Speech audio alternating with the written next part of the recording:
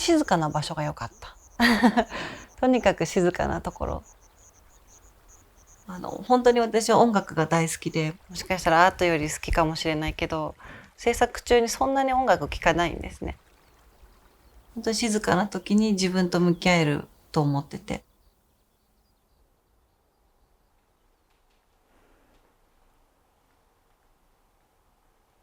I used to sing in the jazz bar,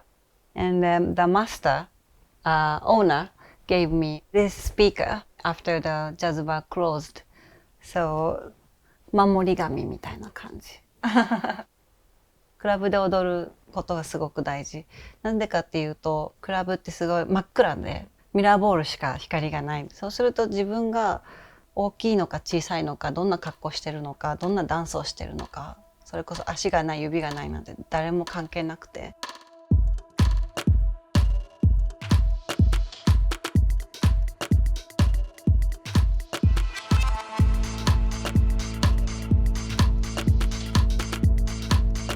必ず自分でシャッターを押す。それが私のモットー。なんでかなっていうと、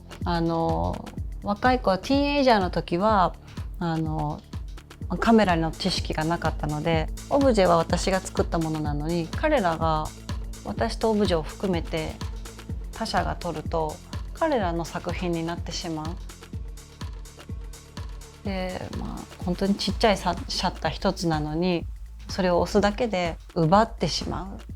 すごくちょっと暴力的な言い方だけど、その人の作品になってしまう。簡単に人の存在を奪うことができる。その小さいボタン一つで。カメラを通しての関係性についてはいつも考えますね。撮る人、撮られる人と見る人の関係性がイコールではないよね、常に。本当に撮る人、撮られる人、見る人の関係性の成立はできると思う。アートなら。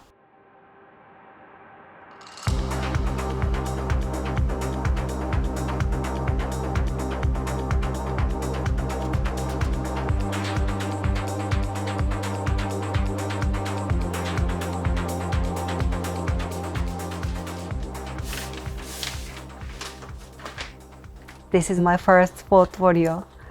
At that time, I couldn't imagine what is a portfolio, so I sent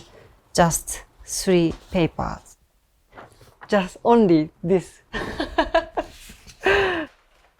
誰も分かんなかったと思う。何がポートフォリオとはって感じで。ちょっと履歴書みたいな感じかな。だったのかな、イメージ的には。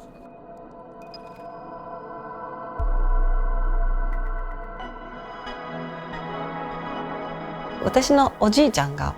本当に美術の好きな人で、週末になるといつも私は美術館とか博物館によく連れて行ってくれたんですね。でそこで見てたのが日本画とか日本の美術とか工芸とか。だからこそ私が作るよくわからないオブジェをアートって言えなかったんだと思います。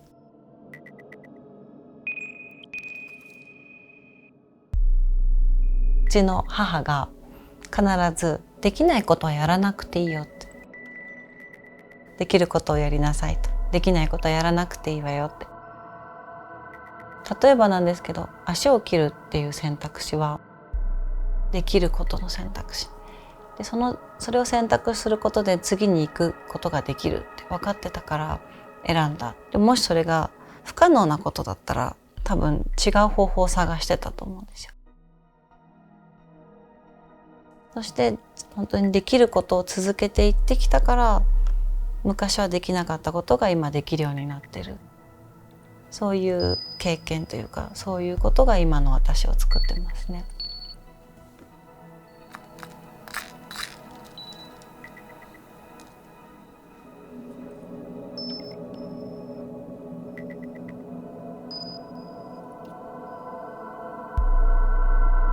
素材については結構、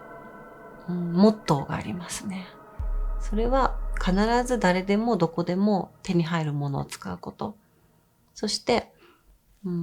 針と糸は最強のツールだと思ってるので、針と糸だったら何でも作れると思ってて、私は。なんで、その2つが私にとって重要なことです。なんかね、すごく飛躍しすぎかもしれないんですけど、素材の話から言うのは。でも芸術って自分の子供の頃の経験上、一番最後のゴールってパブリックなものになることで、パブリックなものって教育だと思うんですけど、だからみんなのものであるべきだと思うんです、芸術は。どんな素材で。でも私が作るものは、なるべくそういうふうに誰でも手に入るものにしたい。特別なものにしたくないって思って選んでます。でその中で多分自分の中で共感したものの素材を使ってるんだと思います。貝殻も切ればそこに黄金律があって必ず見つけることができる。人間もそういうものを持ってるような気がして。だからなんか私たちはたとえ人工的に何かを付け加えたり、化粧をしたり、髪型を変えたりしても、こういうような貝殻が持ってる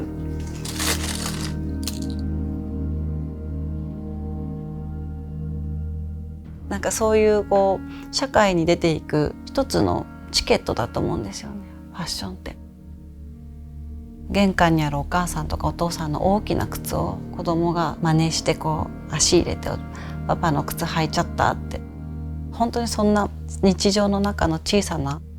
ので、そこで一番ハイヒールプロジェクトで一番大きな問題だったのは、ファッション装うことっていうのは福祉、特に障害福祉だったり、医療の行為、の中で不必要である、不必要というか、社会に出るために必要な行為ものではないって言われてしまってたんですね。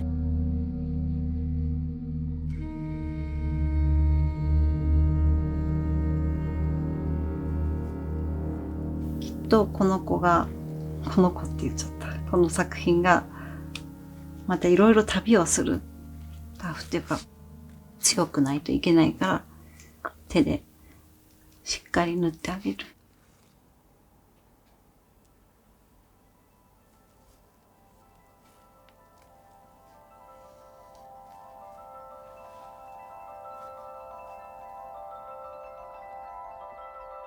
なんか大人がね、子供の頃によく大人が、自然、大地、素晴らしい、美しい。なんか自然イコール、ただそれだけで美しい、ナチュラルな姿が美しいみたいに